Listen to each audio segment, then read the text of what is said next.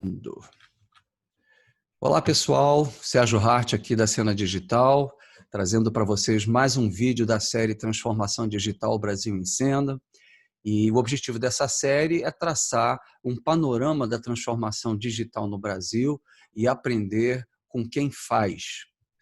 Então hoje eu estou trazendo aqui o Rodrigo Nardoni, CIO da B3. Rodrigo, prazer aí em ter você com a gente. Sérgio, bom dia. Agradeço imensamente pelo convite. É uma satisfação, uma honra fazer parte desse projeto, né? Espero que as informações, a experiência que a gente tem aqui para compartilhar seja bastante interessante para todos. Com certeza. Bom, para quem não conhece o Rodrigo, vou falar um pouquinho dele. O Rodrigo ele é de São Paulo, capital. Ele é formado em análise de sistemas, tem MBA em gerenciamento estratégico e econômico de projetos e especialização em estratégia. O Rodrigo ele é um profissional bastante experiente e passou por empresas bastante grandes, como a IBM, Petrobras, Bradesco, Citibank, e ele está na B3 há 17 anos. A B3, por sua vez, né, é o resultado da fusão entre a BMF Bovespa e a CETIP, que foi concretizada em março de 2017. É uma das principais empresas de infraestrutura de mercado financeiro do mundo, com atuação no ambiente de bolsa e balcão. As atividades da B3, elas incluem a criação e administração de sistemas de negociação, compensação, liquidação, depósito e registro para todas as principais classes de ativos, desde ações e títulos de renda fixa corporativa até derivativos de moedas, operações estruturadas e taxas de juros e de commodities. O faturamento da B3 em 2019 foi de 6,5 bi e a B3 tem aproximadamente 2.300 funcionários. Então, na realidade, né, Rodrigo, a gente está falando aqui de uma empresa que é grande, né, uma empresa significativa no setor, e eu acho que você vai ter muita coisa para contar para a gente. Eu gostaria de começar esse papo te perguntando o seguinte, talvez até para o teu setor, né, para a sua empresa, seja meio óbvio, mas, enfim, o que fez vocês entrarem, né, numa jornada de transformação digital? Que fatores levaram vocês a isso? Obrigado, Sérgio. Legal. Antes de responder a sua pergunta, se me permite, muita gente pensa na B3, né, ou pensava em BMF e Bovespa como uma bolsa, né? E na verdade, é uma infraestrutura mais complexa, muito mais completa do que simplesmente um sistema de negociação, um sistema onde você compra e vende uma ação. Pode parecer um pouco complexo toda essa definição que você passou, mas é importante entender que a nossa empresa é uma empresa verticalmente integrada com todas as funções que uma infraestrutura de mercado financeiro pode proporcionar ao mercado, né? Uma empresa bastante completa. Falando de transformação digital, eu não consigo falar sem falar um pouquinho de história, né? Claro. A nossa empresa ela se viu, eu acho que foi obrigada, né? O nosso mercado, na verdade, ele foi obrigado a passar. Eu gosto de dizer que a gente já vem passando pela transformação digital há muitos anos, né? Eu posso citar o seguinte: em 2009, foi em junho de 2009, o pregão Viva Voz. Interessante notar também que a maioria das pessoas com quem eu converso, quando eu falo que trabalho na bolsa, falo, pô, ainda tem aquelas pessoas com aqueles telefoninhos lá, aquela gritaria, aquela confusão, né? Como é que eles se entendem? É interessante a gente notar que aquilo não existe mais desde junho de 2009, quando aconteceu a última sessão do pregão Viva Voz, né? Aquilo é denominado pregão Viva Voz, da BMF Bovespa, do mercado de derivativos. E desde então, toda a negociação, seja de ações, seja de derivativos, de câmbio, tudo transcorre por meio eletrônico. Então, todos os participantes ligados numa grande rede, todos conectados à B3, fazendo as negociações. Acho que isso não tem como dizer que isso não é uma transformação, né? Que isso não é uma transformação digital. É uma evolução do mercado, né? Quando a gente pensa em ações, na custódia de uma ação, aí a gente pode até um pouco mais longe, desde a década de 90, por exemplo, uma ação já não é mais um papel, não existe mais uma ação física, né? E o motivo é simples, né? E aqui eu chego numa das principais alavancas da transformação digital. São os volumes, a complexidade e os volumes, né? Imagina o seguinte, hoje nós temos na casa de 3 a 4 milhões de negócios no mercado de ações diariamente, né? Como é que isso acontecia antigamente?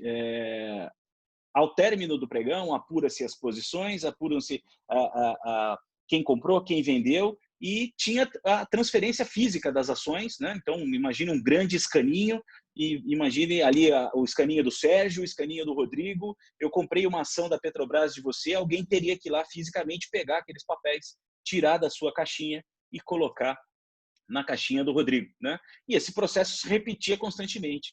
Com os volumes de hoje, isso seria impossível, né? Você fazer toda essa movimentação pensando em milhões e milhões de negócios, né? Essa é a alavanca, né? Então, para que fosse possível digitalizar ou digitizar as ações, digitalizar o processo e permitir que um volume alto de liquidações aconteçam num curto espaço de tempo. Hoje, a compra e venda de uma ação ela é liquidada em D+2, como nós gostamos de dizer, né? Ou seja, 2 dias depois do negócio, existe a liquidação. Então, esse crescente volume de negócios, de liquidação e de custódia foi uma das grandes... Foi não, até hoje, uma das grandes alavancas, né, para o nosso mercado. E esses volumes vêm crescendo cada vez mais. Toda vez que e nós estamos num momento excelente para falar disso, né? Toda vez que o mundo e o Brasil passa por alguns eventos relacionados à política, à economia, os volumes crescem, a volatilidade cresce, a quantidade de negócios cresce, né? Seja levando a bolsa para cima ou para baixo. Então, hoje nós temos uma combinação bastante peculiar, né? Nós temos a crise do petróleo, nós temos os preços do petróleo caindo significativamente, o que mexe com o mercado financeiro. Existe uma tensão entre China e Estados Unidos, o que também mexe com o mercado financeiro sobremaneira. Principalmente Por fim, com a volatilidade, né, dos investimentos, né, dos papéis, né? Fica muito volátil, né, sem certeza.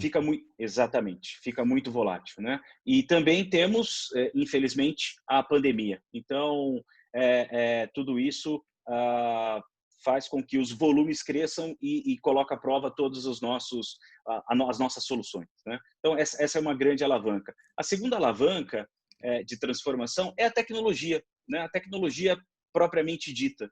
Então, graças ao poder computacional atual, graças às modernas linguagens de programação, aos algoritmos, né? Possibilita o nascimento, por exemplo, de uma figura chamada High Frequency Traders, ou seja, os HFT, são os robôs de negociação. Então, a tecnologia possibilitou com que robôs tomem decisões ao longo do dia. E isso vem ganhando espaço ao longo dos anos, cada vez mais no nosso mercado, né? Isso também eu entendo que é legitimamente claro como que a gente possa classificar isso como uma transformação digital, né? Isso é importante para a liquidez, isso gera liquidez no mercado e, consequentemente, isso gera desenvolvimento, né? Traz desenvolvimento para os nossos mercados. Então, eu gosto de citar essas duas alavancas esses dois fatores como alavancas de transformação digital no mercado da B3. Eu acho interessante também, eu li um livro que foi escrito por uma pessoa do Royal Bank of Canada, que falava que ele foi para os Estados Unidos e começou a trabalhar em bolsa lá para trazer essa sistemática para o Canadá, e aí ele conheceu os high frequency traders e também descobriu que o pessoal chamava muito cientista russo, matemático, né, para bolar os modelos, né, os modelos matemáticos lá para fazer compra e venda automática. E o que eu achei mais interessante é que ele descobriu que esse mercado ele tinha por causa desses robôs, uma velocidade de reação enorme e que qualquer movimento atípico que fosse detectado, esses robôs entravam logo em ação e as coisas elas subiam ou desciam de maneira vertiginosa, né? E ele chegou até a perceber também que esse mercado, por conta disso, né, e por conta de algumas conexões de fibra ótica que estavam sendo feitas direto nas bolsas, algumas corretoras estavam tendo informação 3 milissegundos mais rápidas do que os outros.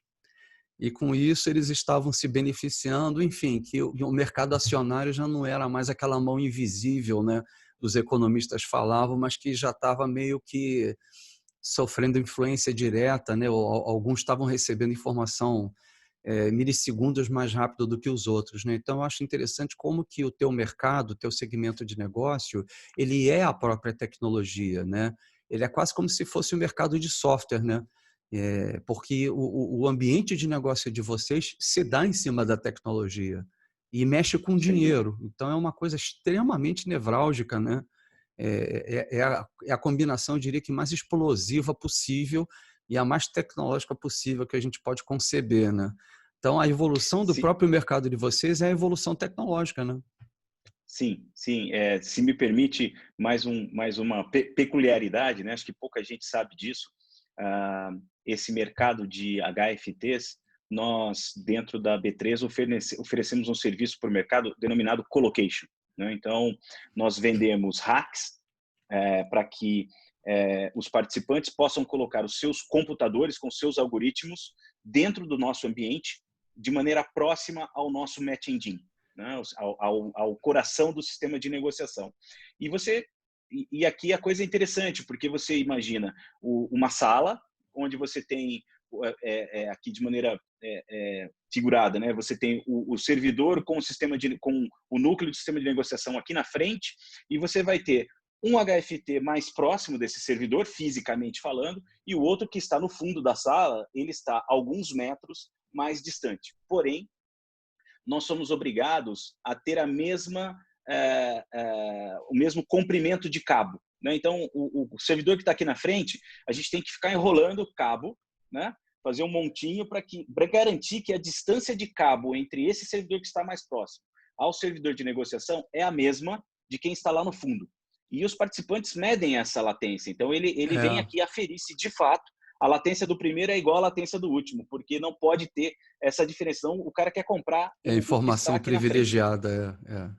Exatamente. E Eu eu ouvi. ouvi também uma vez, não sei se isso acabou se concretizando, mas eu ouvi que tinha uma bolsa americana que estava pensando em colocar o seu servidor de negociação suspenso, né, de maneira que ele pudesse vender todo o espaço 360 graus em torno desse Em servidor de 3D. negociação. Exatamente. Não sei se isso foi um exagero, mas É, eu acho que não é é. difícil Eu que acho que é isso bastante aconteça. possível, sim. Esse livro, eu estou me lembrando, o título dele é The Flash Boys, que se chama o livro. The Flash Boys é um livro de capa vermelha. É, Eu cheguei e a ler esse livro, conta dessa passagem de fibra ótica entre, se não me engano, Chicago e Nova York. exatamente, É que um as livro empresas, bastante as interessante. corretoras estavam gastando milhões de dólares em obras para passar fibra ótica, passando por montanha, Perfeito. cavando túnel, né? Tudo para ter informação alguns milissegundos mais rapidamente, né? Porque é um mercado de velocidade de Exatamente. reação, de velocidade de análise de tendência, né? Mas, Exatamente. bom, dados esses fatores, né? Como é que vocês se organizaram ou como vocês estão organizados para essa jornada aí de transformação digital permanente, né? Ou seja, governança, área de tecnologia, não sei, vocês criaram uma área de inovação ou não? Quer dizer, quais são os efeitos que essa nova economia trouxe para vocês aí do ponto de vista de estrutura organizacional? Eu gosto de destacar, Sérgio, dois aspectos aqui. Gosto até de chamar de duas perspectivas que, no final, elas se combinam, né? Uma é a tecnológica. Então, é, para estar no nosso mercado, para responder a todos esses pontos que nós acabamos de citar aqui, né? A necessidade do uso intenso da tecnologia para viabilizar o nosso mercado, nós temos que ter uma estrutura de tecnologia bastante forte, né? Nós temos a estrutura de TI hoje corresponde por algo aproximadamente 43% da força de trabalho da companhia está em tecnologia, né? Boa parte dessa força de trabalho trabalha com desenvolvimento de software. Então, isso significa que nós desenvolvemos soluções, né, dentro de casa. Nós criamos soluções para o nosso mercado. E também temos uma boa estrutura e infraestrutura de infraestrutura tecnológica, né? A avaliação de novas tecnologias, de como essas novas tecnologias podem nos ajudar a oferecer novos serviços para o mercado, a fazer melhor aquilo que a gente faz hoje, é algo constante, né? E a avaliação e o teste, né, da nossa capacidade e o desempenho das nossas tecnologias, também em função da movimentação rápida com que os volumes crescem, isso também é bastante constante. Então, você pode imaginar, do ponto de vista de organização, uma estrutura de TI bastante forte dentro da B3, né? Consequentemente, com um investimento bom em ferramentas, metodologias, processos, enfim. A segunda perspectiva, que é bastante importante aqui, é o da cultura, né? Nós temos uma cultura, nós trabalhamos muito fortemente em cultura dentro da B3 desde o nascimento da companhia, e isso tem surtido resultados fantásticos, né? Para que exista uma identidade cada vez maior entre B3, sociedade, clientes e os nossos funcionários. A nossa cultura, ela é uma cultura que valoriza muito, vou citar, tem vários aspectos, mas dois principais: resiliência operacional e abertura e colaboração, né? Sem deixar de lado proximidade com o cliente. O seu cliente é só B2B ou você tem como cliente também varejo, né? Pessoas físicas que são investidores? Majoritariamente o meu cliente é B2B, em função, se você pensar nos segmentos em que a B3 atende, né? A gente falou muito aqui até o momento do segmento de ações e derivativos. Porém, eu tenho balcão, que também é essencialmente business to business. Temos câmbio, que são bancos, né? Também business to business. Mas nós temos uma parte de financiamento, né? Que atende os Detrans. E nós fornecemos, nós desenvolvemos e mantemos toda a solução do Tesouro Direto. Então, de uma certa maneira, o cliente, você, pessoa física, provavelmente, se você já entrou no site do Tesouro Direto para comprar uma NTNB, você acessou um sistema da B3. Se você teve Tá. alguma dúvida ali, você acessou um sistema que está hospedado aqui. E nós temos o canal eletrônico do investidor, que foi desenhado especificamente para a pessoa física. Então, você pode, para fazer o seu imposto de renda, entra no SEI, que é o canal eletrônico do investidor, via o site da B3, e ali você vai ter acesso de uma maneira consolidada a todas as suas posições, né? Então, a pessoa física, ela tem um papel importante dentro do negócio da B3, e o nosso relacionamento no B2C, na verdade, é mais para consulta, é mais para fornecimento de informações e soluções via Tesouro Direto, por exemplo. Tá certo. Perfeito. Então, só voltando aqui, eu estava falando da nossa estrutura, né? Falei da tecnologia e estava falando da cultura, né? Nós incentivamos muito ideias, desenvolvimento dos nossos profissionais. Um dos nossos valores é ter um ambiente para que as pessoas se desenvolvam. Então, nós incentivamos muito, nós damos ferramenta para que os profissionais se desenvolvam. E valorizamos isso, né? Reconhecemos essas pessoas. E também temos um programa de inovação, como você citou, como parte da nossa cultura. Esse programa, rapidamente, tem 3 pilares, né? Nós investimos e fomentamos o mercado de inovação, esse é um dos pilares. Com isso, nós nos associamos com algumas empresas que cuidam do investimento em fintechs. Temos um pilar de aculturamento, né, que é uma maneira que nós desenhamos ações para expor os nossos profissionais a esse mundo de inovação, expor a grandes empreendedores, a empresas inovadoras, de maneira que eles consigam entender como essas pessoas pensam e como essas empresas funcionam, voltem para casa e questionem os nossos processos, né? E consigam, com isso, melhorar o nosso dia a dia, consequentemente, o próprio dia a dia dos colaboradores, né? E, por fim, o terceiro pilar é um laboratório de tecnologia. Eu tenho que provar, eu tenho que experimentar essas coisas novas. Inteligência artificial, blockchain, até mesmo nuvem. O que significa isso, né? E esse laboratório é o ambiente onde a gente experimenta e desenha para casa a ponte, né? Como é que eu levo essa tecnologia para o negócio? E a tecnologia por si só, ela é só uma tecnologia.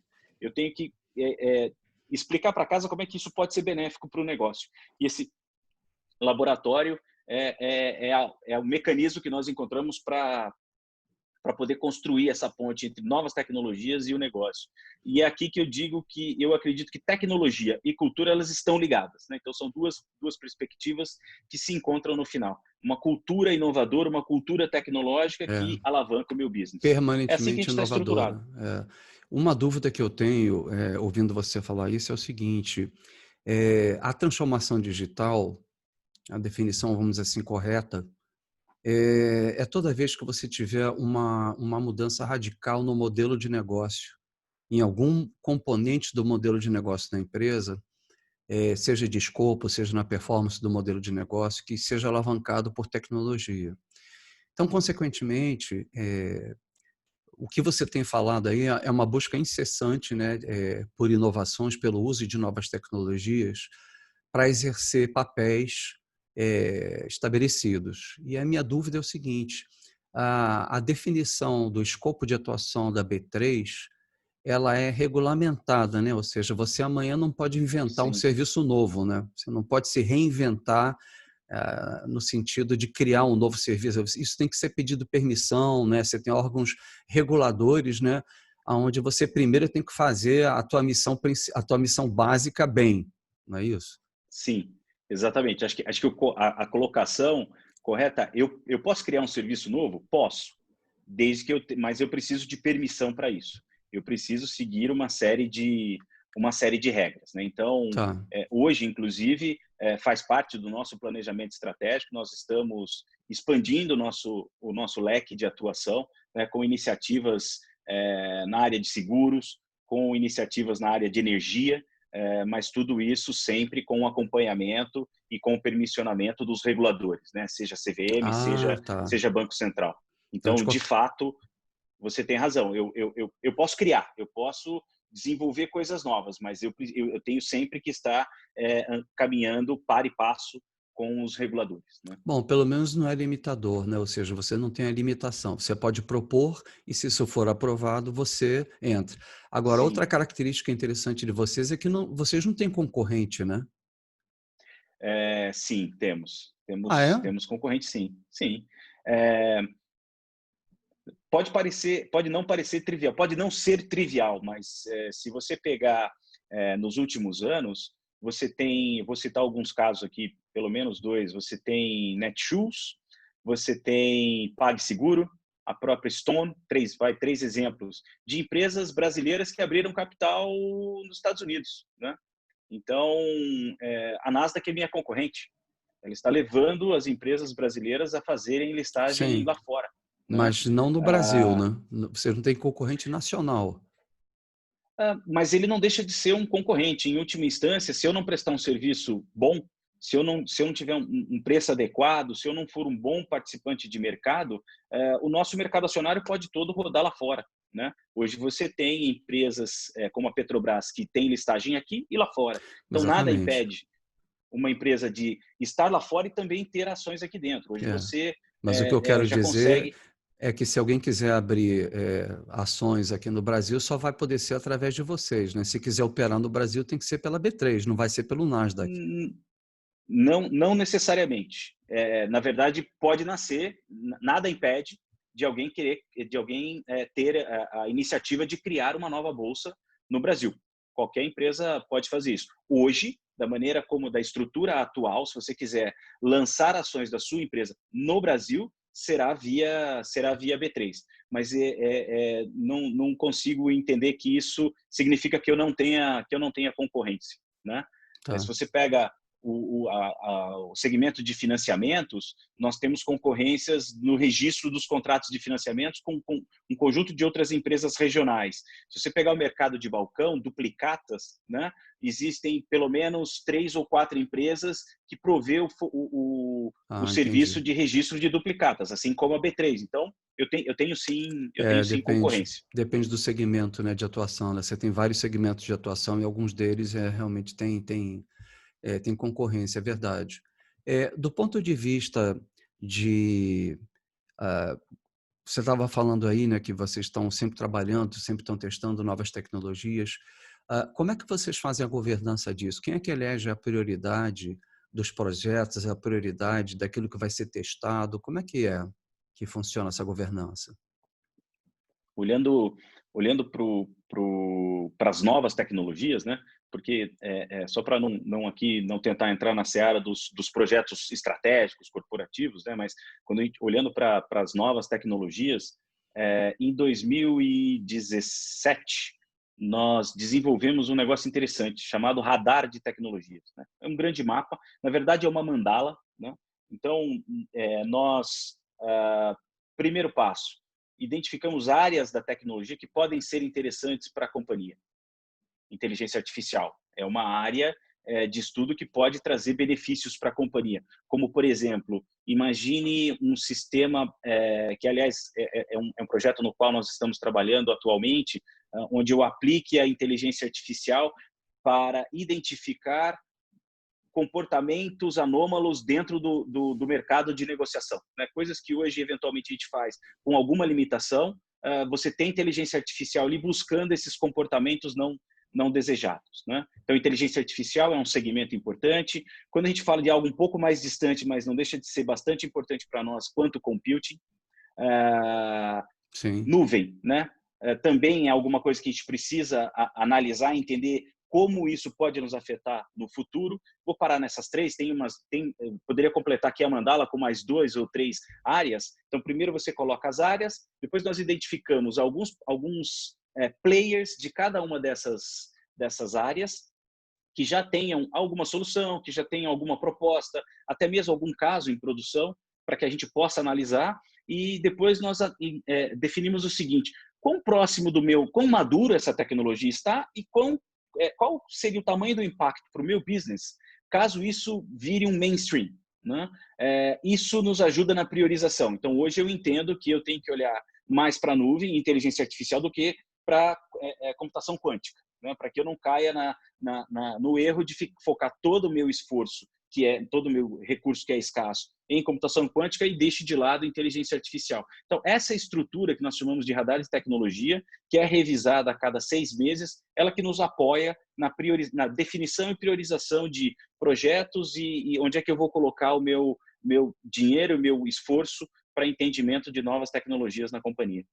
Muito bacana. É como se você tivesse horizontes de tempo, né? O H1, H2, H3, que você vai separar, né? O que você vai pesquisar agora, mais tarde, né? Dependendo do Perfeito. nível de maturidade da tecnologia. Super interessante isso. Maturidade versus impacto para o business, né? Sim, Essa é a combinação. sem dúvida, sem dúvida. Agora, vocês têm uma equipe de desenvolvimento, vocês trabalham com vocês aceleram startups, vocês trabalham com um ecossistema ou é tudo feito internamente? Como é que é essa integração com o ecossistema de inovação? Dentro do Fortsi, voltando nos 3 pilares, né? O primeiro pilar é o pilar de investimento. Então, nós temos hoje associação com a Redpoint, que é uma empresa que investe em empresas inovadoras, podemos chamar de startups, mas num estágio mais avançado de crescimento, né? Eu gosto de dizer que a Redpoint ela investe em empresas que já estão, podemos dizer que as empresas estão quase num pré-IPO, né? Então, essa é uma maneira de nos aproximarmos e entendermos como podemos ajudar essas empresas e como essas empresas podem nos ajudar. E, no outro extremo, nós investimos na Darwin. Darwin é uma associação que fica em Santa Catarina, que investe em startups já num estágio bastante inicial de nascimento, né? Entendi. Com investimentos com apoio menor, nós mentoramos algumas startups que fazem parte do portfólio da Darwin. São bets que rodam a cada 6 meses.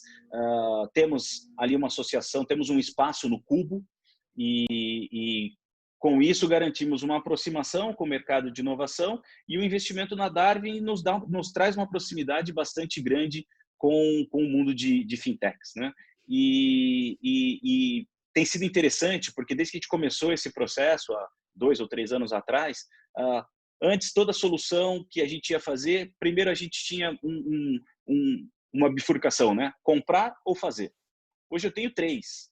Eu tenho comprar, fazer ou encontrar alguém que na verdade eu queira me associar aqui e fomentar essa empresa para que ela cresça e faça por mim, né? Então vocês tem um tridente aqui de decisão.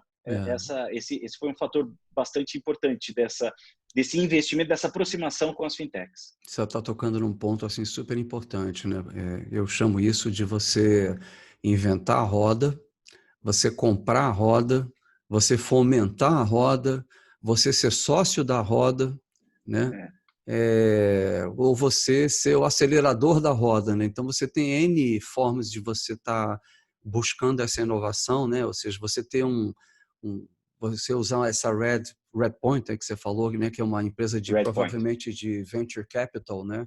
E Exatamente. tem empresas que estão constituindo a sua própria corporate venture capital, né? Porque elas estão tão ligadas com a questão da inovação que elas mesmas acabaram tendo a sua própria empresa de venture capital, né? Então você tem esse leque, né, em relação à inovação, que é como as grandes empresas de software fazem, né? Quando elas decidem inovar, elas têm uma inovação interna, mas as grandes inovações são feitas através de aquisição de empresas. Então, ele já tem aquisição para H1, H2 e H3, né, que eles chamam, né? Então, vai comprando o WhatsApp, vai comprando, né, todas essas empresas de tecnologia, né? Muito legal. Você pode citar para a gente alguns resultados do ponto de vista assim, tecnológico, o que vocês, em função da transformação digital, vocês implantaram? Posso, Sérgio. Eu tenho um conjunto grande, interessante Imagino. de exemplos. Se eu tiver, enfim, se eu tiver aqui me alongando muito, peço sua ajuda aí. Enfim, eu começando, como eu citei, né, nós temos uma estrutura bastante, eu gosto de dizer que é uma estrutura forte de desenvolvimento, né? Nós criamos uma solução, e aqui não posso deixar de dar todo o mérito ao nosso time de negócio de risco, que foi quem concebeu o modelo, né? Nosso time de risco desenvolveu um modelo de cálculo de risco denominado CORE, que é Close Out Risk Evaluation, tentando simplificar. Quando um participante que comprou uma ação ou vendeu uma ação deixa de ou pagar ou entregar a ação que deveria, existe um dos trabalhos da nossa companhia no processo de liquidação e de CCP é entender o risco que isso traz para o mercado e desenhar, tá bom, o papel da clearing é garantir que esse negócio aconteça, né?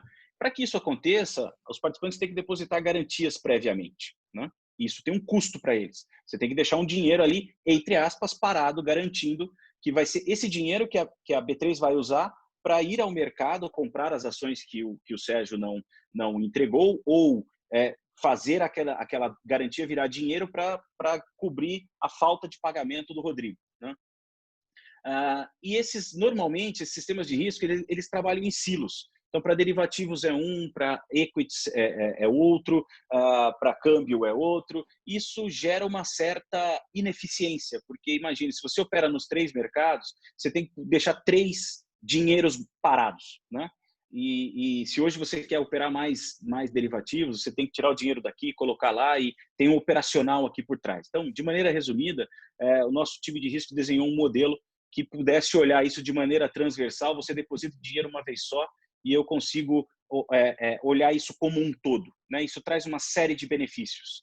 E não foi fácil desenvolver esse sistema. Você não deixa de ter riscos por tipo de operação e por empresa, ou seja, você continua tendo riscos verticais e horizontais, apenas você conseguiu Sim, otimizar o depósito, exatamente. né? Tá.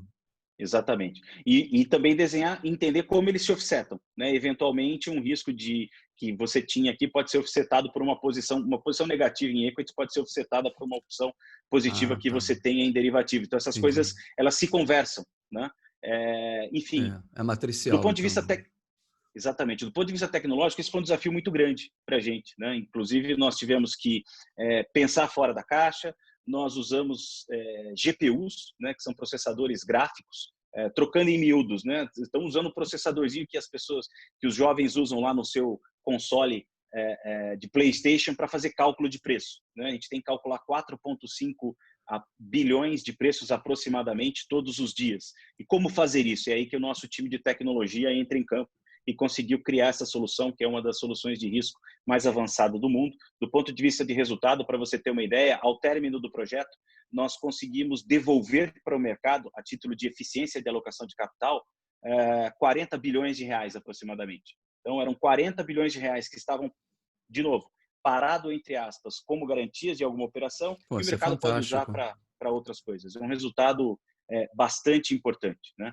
Então, esse é um exemplo da tecnologia transformando o negócio e levando um benefício bastante concreto para o nosso Com participante. certeza, com certeza. Um Você tem segundo, um ganho de escala significativo pelo fato de você estar fazendo isso para as empresas. Não sei se você sabe, você deve saber. As empresas também têm que fazer esse tipo de cálculo, né, em menor escala. Mas, por sim, exemplo, quando eu trabalhei na Souza Cruz ela tem uma distribuidora de valores, tem uma área financeira, e na época a gente trabalhava com 42 bancos.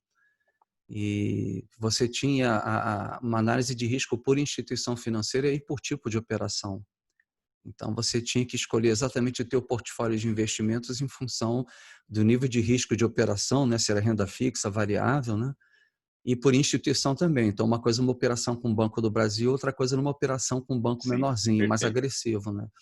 Esse teu algoritmo, ele também, não sei se vocês usam isso, mas ele pode ser oferecido para as empresas também, numa escala menor, para ajudar eles a definir também como eles vão distribuir os investimentos deles, né?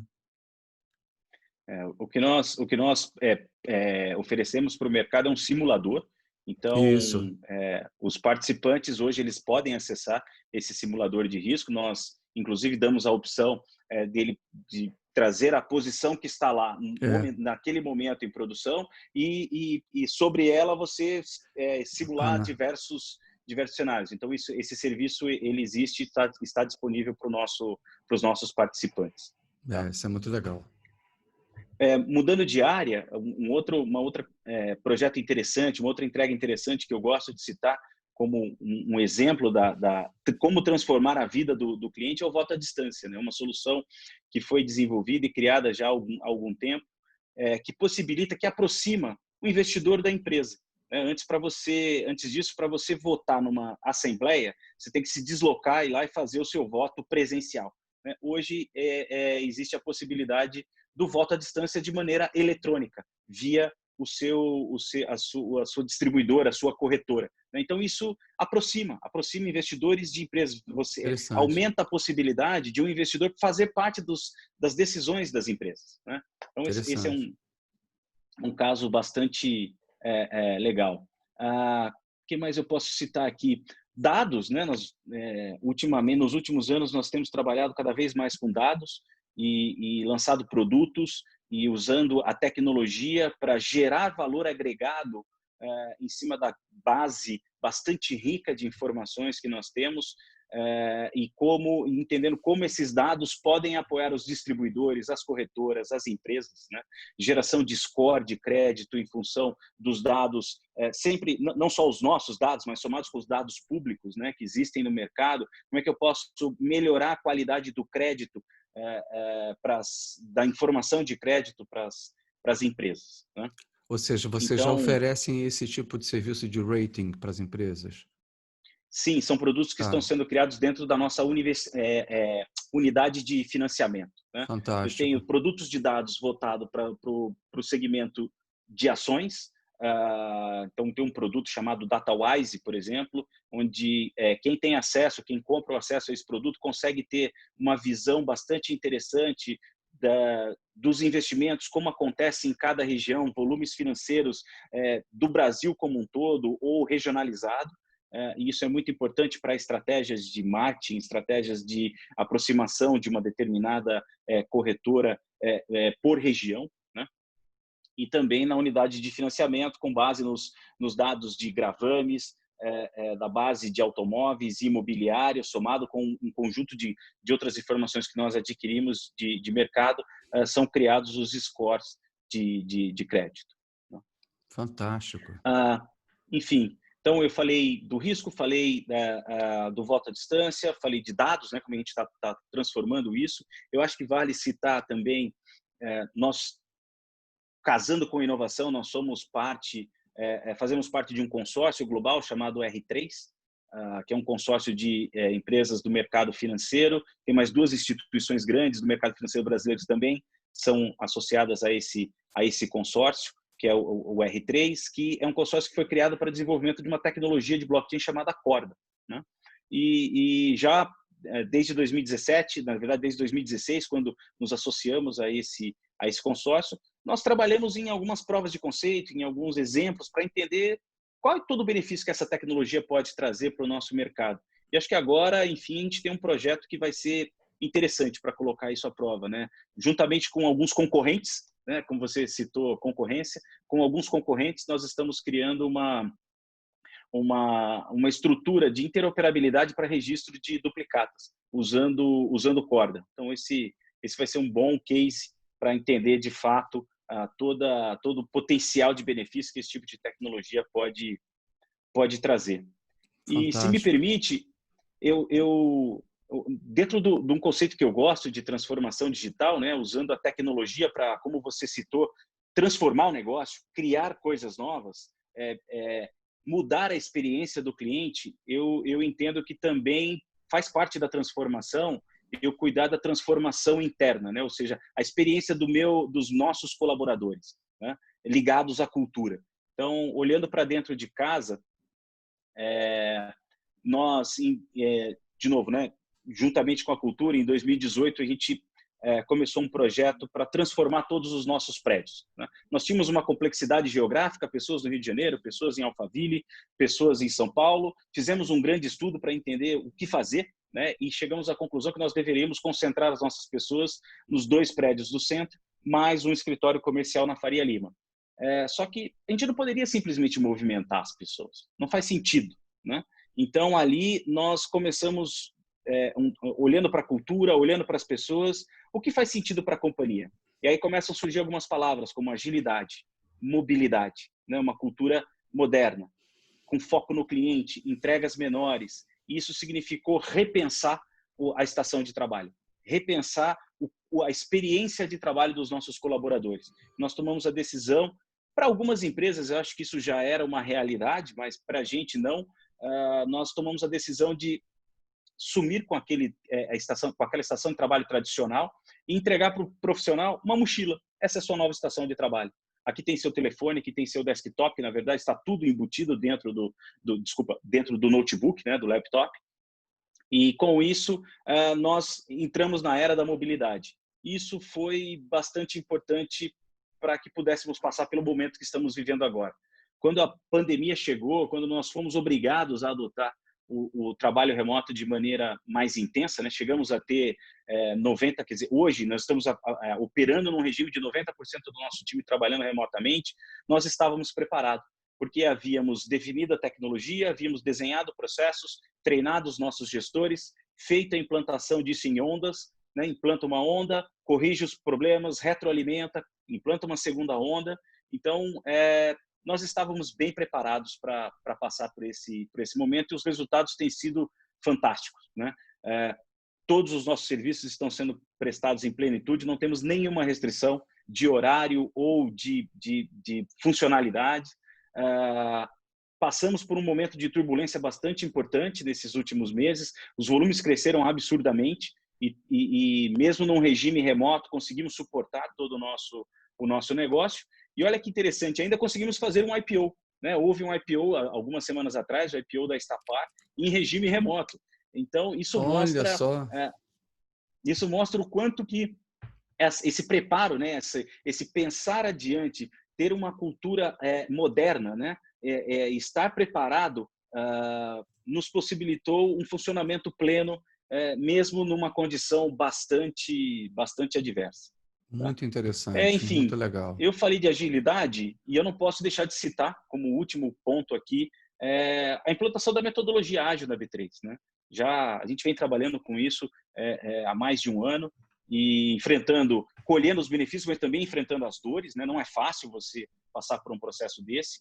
E eu acho que hoje a gente consegue mais agilidade, foco no produto, na demanda do cliente e uma velocidade maior nas entregas com qualidade, né? Acho que Essa são seria a bons exemplos. próxima pergunta que eu estaria querendo entrar com você, que era justamente entender quais os desafios, né, que vocês tiveram que enfrentar para poder implementar essas novas tecnologias, além da mentalidade ágil, né? Que outros desafios aí vocês estão enfrentando ou tiveram que enfrentar? Bom, eu vou começar pelo clássico, tá? O clássico que eu acho que faz parte, infelizmente faz parte do discurso, acho que da maioria dos executivos com quem eu tenho contato, e há muitos anos ela figura nesse discurso, que é a de falta de profissionais qualificados, né? Eu tenho percebido um roubo-a-monte cada vez mais intenso entre as empresas, principalmente na área de dados, e profissionais que tenham alguma experiência com metodologias ágeis.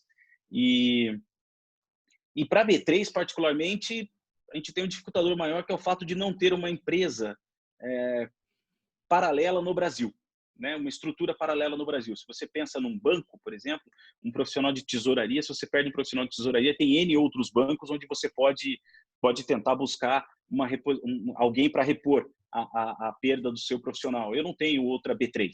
Tem que Nós temos uma formar a característica pessoa. bastante... Eu tenho que formar. Exatamente, esse é o ponto, né? Então, eu gasto mais dinheiro e mais esforço, porque a curva de aprendizado dos profissionais, quando vem para a empresa, ele é maior. É muito difícil de achar gente que conheça o nosso mercado a fundo, né? Então, tem aqui um ponto de educação, né? Acho que a gente tem que trabalhar muito nisso. E é o que a B3... Eu acho que existe um desafio decorrente disso, que é você depois reter o cara, né?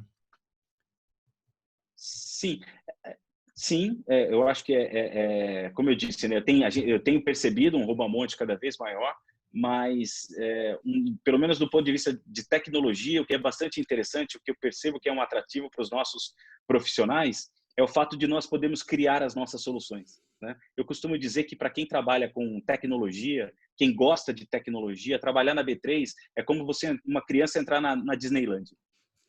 Um parque de diversões isso aqui, É porque porque você você pode cria. trabalhar com qualquer tecnologia que você quiser, da mais simples até a mais complexa, né? Sistemas de missão crítica de altíssima disponibilidade. A gente fala de latência no sistema de negociação na casa de 1 milissegundo, quando não de microsegundos, até sistemas, talvez pacotes ou sistemas mais fáceis de você lidar. Então, isso aqui é a Disneylândia. E isso por si só, somado à cultura da empresa, é um grande fator de retenção. Se você me perguntar por que você está na B3 há 17 anos, por ser uma empresa dinâmica, uma empresa que não para, uma empresa que se reinventa. E isso me atrai. É uma empresa que dá oportunidades. Então, isso torna a nossa vida um pouco mais fácil, né? Mas ainda no campo Perfeito. das dificuldades, hoje eu entendo que o comportamento do mercado e a velocidade com que as mudanças acontecem, elas têm sido bastante desafiadoras para nós. Talvez não só para a B3, mas as coisas mudam rapidamente num curto espaço de tempo, né? Eu falei em algum ponto aqui da nossa conversa sobre o crescimento de volumes, né? Vou dar alguns números aqui para a gente poder ter uma ideia um pouco mais concreta. Em 2018, a média de negócios derivativos mais equity somados era na casa de 3,5 milhões de negócios. Em 2019, essa média cresceu para 4,5, né? Nossa. Agora, em 2020, no começo do ano, ela atingiu casa de 5 milhões de negócios, só que depois do carnaval, né, quando começou toda a movimentação da quarentena, da pandemia, essa média foi para 8 milhões de negócios. Então, hoje, nós temos 8 milhões de negócios de média. O pico, que em 2018 era de 5 milhões num dia, foi para 11,9. Então, num curto espaço de tempo, eu tenho que me adaptar muito mais rapidamente, né? Isso reforça todo o trabalho que a gente faz de testes, validações constantes do nosso ambiente, tentando sempre se antecipar ao movimento do mercado. Porém, o mercado tem se comportado de maneira diferente e ele está sendo cada vez menos previsível. O que isso implica para mim? Implica que eu tenho que estar preparado para um leque maior de cenários, né? Eu tenho que pensar em mais cenários, eu tenho que preparar para cenários diferentes, porque a criatividade e as possibilidades que a tecnologia vem criando para o nosso mercado tem feito com que eles se comportem de maneira diferente cada vez mais e que esse comportamento mude cada vez mais rápido, né? Perfeito. Rodrigo, o que que você poderia passar para aqueles que estão nos assistindo em termos das principais lições que vocês aprenderam nesse caminho? Sérgio, eu acho que a empresa ela tem que ter um radar ligado em processos, negócios, tecnologias, né? E nos passos do cliente, nos passos do mercado, né? Para que você possa se antecipar, para que você possa estar preparado, para que você não seja pego de surpresa, né? Então, entender esses movimentos, as possibilidades que as tecnologias trazem, a mudança de necessidade do seu cliente vai te ajudar a estar à frente e não ser pego de surpresa. Então, isso tem que ser um exercício constante. E aqui eu gosto da palavra disciplina. Você tem que fazer isso de maneira disciplinada, né? Não pode haver, em hipótese alguma, um relaxamento aqui. Mesmo que você seja o primeiro colocado no seu segmento, no seu mercado, não pare. Evolua constantemente, busque as novidades, porque você hoje é o primeiro. Se você relaxar, em algum momento você pode perder esse posto, né? Então, estar próximo do cliente, ouvindo, vai te ajudar a se antecipar, né? Eu Perfeito. tenho uma frase, eu digo que inovar é preciso, sempre, né? E você tem que tomar uma certa dose de risco, senão os resultados eles podem não ser compensadores. Parece até frase para quem está dando conselho de investimento, né? Tome algum risco para ter alguma compensação. Mas é isso mesmo, a gente não é só inovar, é inovar com uma certa dose de risco, controlada, pensada, para que você tenha bons resultados, né?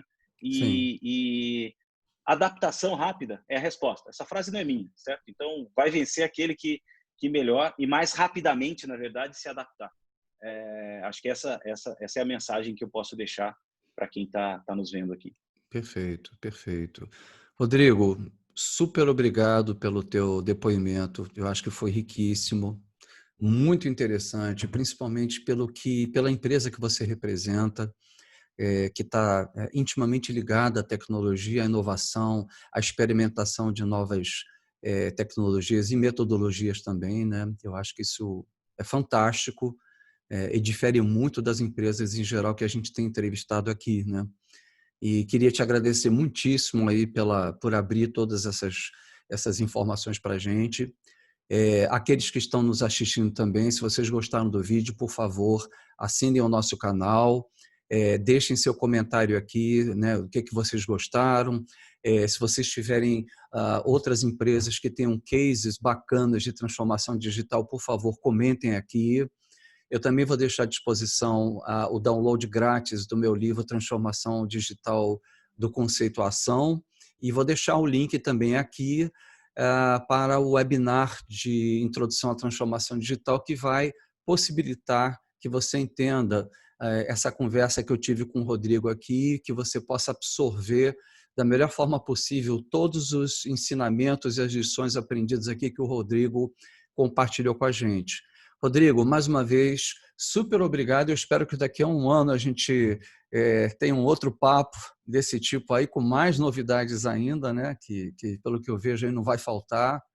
E parabéns aí pelo trabalho que você, a sua equipe, a B3, tem realizado, né? Do ponto de vista de velocidade, adaptação e de pesquisas de novas tecnologias. Legal, Sérgio. Eu te agradeço imensamente pela oportunidade de poder passar um pouco para as pessoas o que acontece dentro da B3, abrir, né, um pouco mais o que é a B3, como a gente funciona, como a gente trabalha. Espero que tudo aquilo que eu coloquei aqui tenha ajudado e ajude as pessoas no seu dia a dia, no seu desenvolvimento, que a gente tenha atendido as expectativas de quem for assistir a esse vídeo e espero que fiquem todos bem e com saúde. Muito obrigado pela oportunidade. Muito obrigado também. Até logo.